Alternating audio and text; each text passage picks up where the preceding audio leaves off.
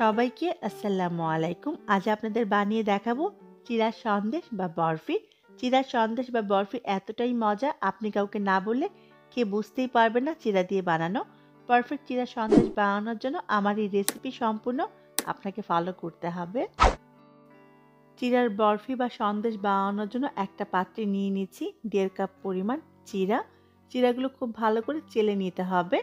এবার মিডিয়াম আঁচে চিড়াগুলোকে আমি ভেজে নিব। একটু সময় নিয়ে মচমচে করে চিড়াগুলোকে ভেজে নিতে হবে। চিড়াগুলো ভাজতে 5 থেকে 6 মিনিটের মতো সময় লাগবে। চিড়াগুলো আমার ভাজা হয়ে গেছে, দেখুন কালারটা চেঞ্জ হয়ে একেবারে মচমচে হয়ে গেছে। এবার চুলা থেকে নামিয়ে চিড়াটা সামান্য একটু ঠান্ডা হলে আমি গুঁড়ো করে নিব। আজকে চিড়াগুলোকে আমি গ্রাইন্ডারে গুঁড়ো করে নিয়েছি, আপনি চাইলে শিলপাটা গুঁড়ো করে নিতে পারবেন। দেখুন ঠিক এরকম হয়েছে। এবার সন্দেশ বানানোর জন্য একটি প্যানে দিয়ে দিব 2 টেবিল চামচ পরিমাণ ঘি। চেষ্টা করবেন ঘি দিয়ে বরফিটা বানানোর জন্য, এতে বরফিতে খুব সুন্দর একটা ফ্লেভার আসবে। এবার এর মাঝে চিড়ার গুঁড়াগুলো দিয়ে দিব। এবার মিডিয়াম আঁচে আমি ঘিয়ের সাথে চিড়ার গুঁড়াগুলো খুব ভালো করে ভেজে নেব 3 থেকে 4 মিনিটের মতো। চিড়াগুলো এভাবে ঘিয়ের মাঝে ভেজে নিলে বরফিতে চিড়ার কোনো গন্ধ থাকবে না, এটা যে চিড়া দিয়ে বানানো সেটা বোঝাই যাবে না। এবার দিয়ে দিব দুধ। এখানে আমি 1.5 কাপ দুধ ব্যবহার করব। নর্মাল তাপমাত্রায় আমি দুধ ব্যবহার করছি। আমি এখানে 3 কাপ দুধ জাল করে 1.5 কাপ করে নিয়েছি। আপনি যদি দুধটা ঘন না করেন সেক্ষেত্রে গুঁড়া দুধ ব্যবহার করবেন। আমি দুধটা ঘন করে নেওয়ার জন্য আজকে গুঁড়া দুধটা ব্যবহার করব না। এখানে আমি টোটাল 1.5 কাপ দুধ দিলাম। এবার দিয়ে দিব চিনি। এখানে আমি টোটাল 1 কাপ চিনি ব্যবহার করব। এখন দিয়ে দিচ্ছি 1/2 কাপ পরিমাণ, পরে আর 1/2 কাপ ব্যবহার করব। আপনি চাইলে এখানে 1.5 কাপ চিনি পর্যন্ত ব্যবহার করতে পারবেন। এলাচের গুঁড়া দিয়ে দিব 1/2 চা চামচ পরিমাণ, সুন্দর একটা ফ্লেভারের জন্য। এবার সামান্য একটু দুধে জর্দার রং গুলিয়ে দিয়ে দিলাম।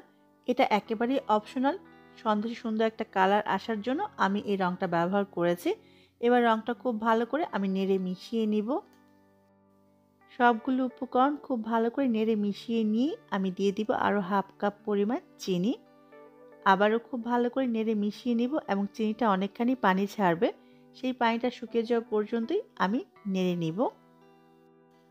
চিনি থেকে যে পানিটা বের হয়েছিল সেটা শুকিয়ে যাওয়ার পরেই দিয়ে দিচ্ছি আরও 1 টেবিল চামচ পরিমাণ ঘি।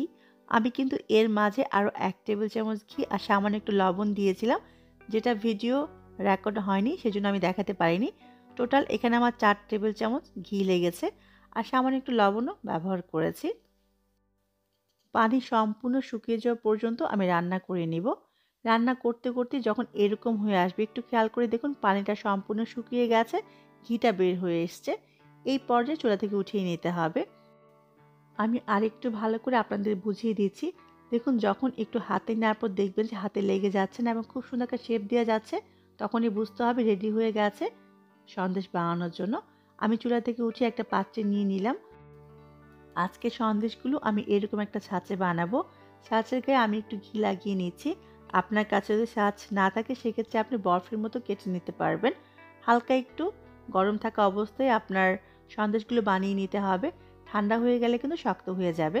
হাতে নিয়ে একটু গোল করে আমি ছাঁচের মাঝে দিয়ে দিচ্ছি। দেখুন হাত দিয়ে চেপে চেপে একটু ছড়িয়ে দিলাম। এবার আরেকটা ছাঁচ দিয়ে একটু চেপে দিব।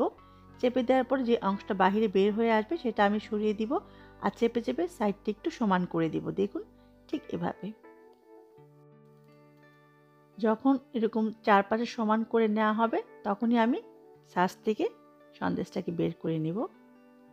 ঘি লাগিয়ে নেওয়ার জন্য খুব সহজে সন্দেশটা বের হয়ে এসছে।